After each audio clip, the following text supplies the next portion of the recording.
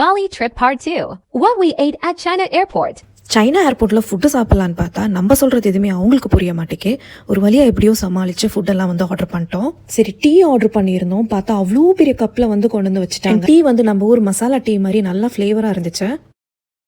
சத்தியமாக சாப்ஸ்டிக்கை வச்சு எப்படி திங்கிறதுன்னு தெரில. பட் இவங்க ரெண்டு பேரும் சாப்பிட்டுட்டு இருக்காங்க. நானும் ட்ரை பண்ணுறேன். ஃபஸ்ட்டு சாப்ஸ்டிக் அப்படி கீழே குத்திப்போம். ஐயோ இப்படிதானா?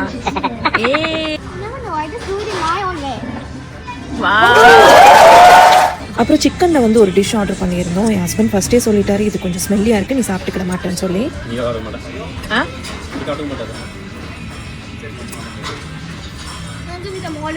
இப்படி சாப்பிட்டு நான் நேரம் சாப்பிட்டு முடிக்க. சுமன் சாப்பிட்டு சொல்லுங்க எப்படி இருக்குன்னு.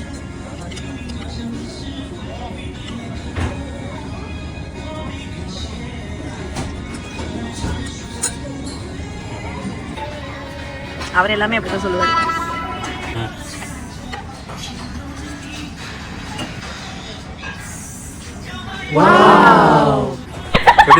ஒரு பச்சை கீரை அப்படியே பச்சை பச்சையே வச்சு சோயா சாஸ்ல போட்டுருக்காங்க.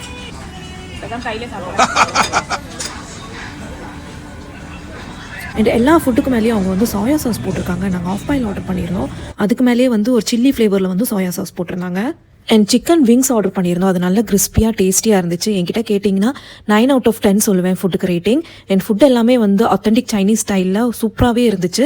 என்னால் அந்த சிக்கன் மட்டும் தான் வந்து சாப்பிட முடியல, ஏன்னா அந்த பச்சை வாசம் அடித்ததுனால சாப்பிட முடியல. மற்றபடி எல்லா ஃபுட்டுமே வந்து ரொம்ப டேஸ்டியாக இருந்துச்சு. அண்ட் அந்த கீரையெல்லாம் பார்த்தீங்கன்னா அப்படியே ராவாக வந்து கீரை அப்படி ஸ்டீம் பண்ணிவிட்டு சோயா சாஸில் போட்டால் எப்படி இருக்கும் அந்த மாதிரி ஒரு ஃப்ளேவரில் இருந்துச்சு.